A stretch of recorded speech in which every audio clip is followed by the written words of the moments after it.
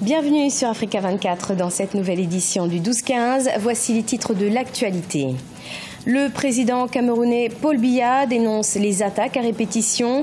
En moins d'un mois, 10 membres des forces de sécurité camerounaises ont perdu la vie. Le président Biya s'engage à garantir la paix dans le pays. Les documents classifiés concernant l'assassinat de l'ancien président Thomas Sankara pourraient être mis à la disposition de la justice burkinabé. Une annonce du 28 novembre du président français Emmanuel Macron en marge de sa visite officielle au Burkina Faso. 30 ans après, la famille de Thomas Sankara salue cette promesse de la levée du secret défense dans le dossier. Et renforcement de la coopération économique entre le Rwanda et la Turquie. Une délégation d'investisseurs turcs et le gouvernement rwandais se sont rencontrés du 28 au 29 novembre à Kigali. Une occasion pour analyser les opportunités d'investissement dans le pays aux 1000 collines. Les détails dans cette édition. Mais tout d'abord, le président Paul Biya s'est exprimé sur la crise anglophone que traverse le Cameroun depuis plus d'une année. Une allocution qui fait suite à une attaque dans le sud-ouest du pays. 4 militaires et 2 policiers ont perdu la vie. Le président Biya promet de se rétablir la paix et la sécurité sur tout le territoire camerounais. On l'écoute. Je voudrais présenter mes condoléances aux familles éprouvées, ainsi qu'à nos vaillantes forces de défense et de sécurité. Je pense que les choses sont désormais parfaitement claires pour tout le monde. Le Cameroun est victime des attaques à répétition d'une bande de terroristes se réclamant d'un mouvement sécessionniste. Face à ces actes d'agression, je tiens à rassurer le peuple camerounais que toutes les dispositions sont prises pour mettre hors d'état de nuire ces criminels et faire en sorte que la paix et la sécurité soient sauvegardées sur toute l'étendue du territoire national. Au Zimbabwe, 2 hauts cadres militaires entrent au gouvernement d'Emerson Mnangagwa. Le chef de l'État a désigné au poste de ministre des Affaires étrangères Sibusiso Moyo, le général qui a annoncé à la télévision d'État le coup de force de l'armée. Le maréchal Perence Shiri, chef de l'armée de l'air, a quant à lui reçu le portefeuille de l'agriculture. La levée du secret défense sur l'assassinat de Sankara au Burkina Faso.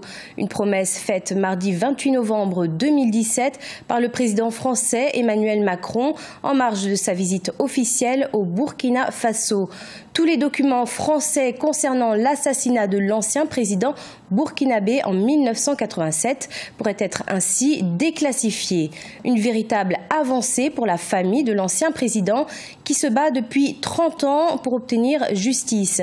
C'est un reportage de Jean-Paul Ouedraogo, notre correspondant au Burkina Faso.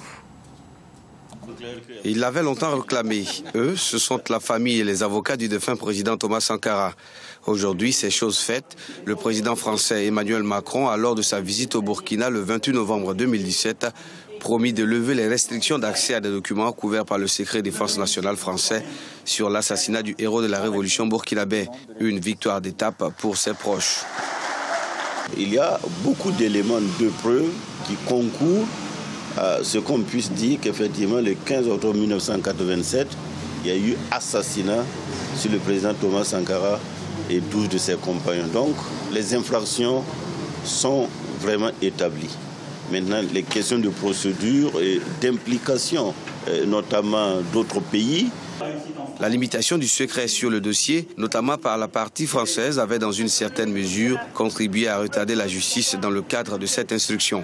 Pour les groupes de pression et de veille citoyenne, l'annonce du président français est à saluer, d'autant plus que cela fait 3 décennies que les Burkinabés sont impatients de voir la lumière se manifester, aussi bien sur le dossier que l'ensemble des crimes commis depuis la Révolution. Nous avons soif de savoir qui a tué Sankara, qui a tué Norbert Zongo, Lengani, Jean-Baptiste, etc., etc., etc. Toutes les tueries qui ont eu lieu depuis 1987 jusqu'à aujourd'hui, nous avons soif de savoir qui est derrière. Voilà. À noter que la levée du secret défense permettra de déterminer le rôle éventuel de la France dans l'assassinat le 15 octobre 1987 de l'ancien président Thomas Sankara.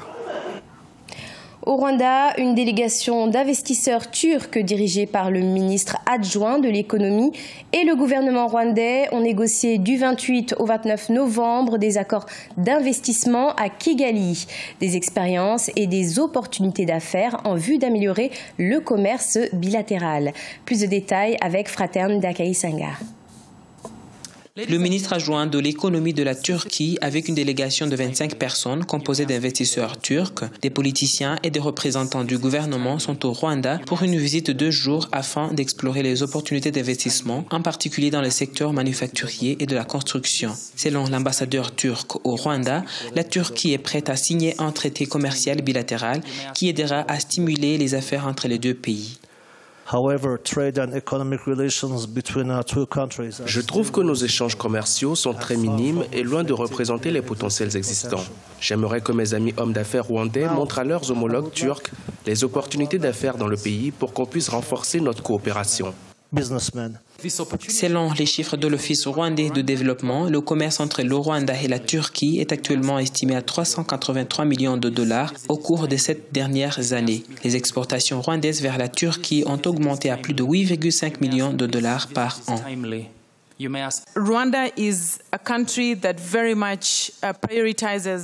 Rwanda se distingue maintenant comme un pays qui fait les engagements d'affaires comme une priorité.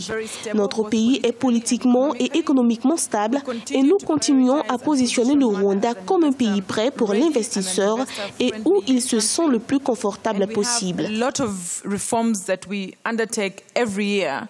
La Turquie est l'un des 10 pays visés par le Rwanda en termes de partenariat d'investissement, selon l'Office rwandais de développement. C'est d'ailleurs une entreprise turque qui a pu achever en 2016 les travaux de construction du centre de conférence de Kigali. La pyrogravure, une technique spéciale de sculpture qui trouve l'accomplissement de son art grâce aux marques de brûlure qui font ressortir les couleurs sur les toiles.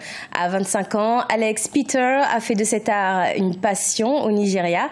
Admiré et apprécié, il a réussi à gagner la confiance des collectionneurs de son pays. Focus sur cet artiste passionné, Idolette Mirabel Bissou.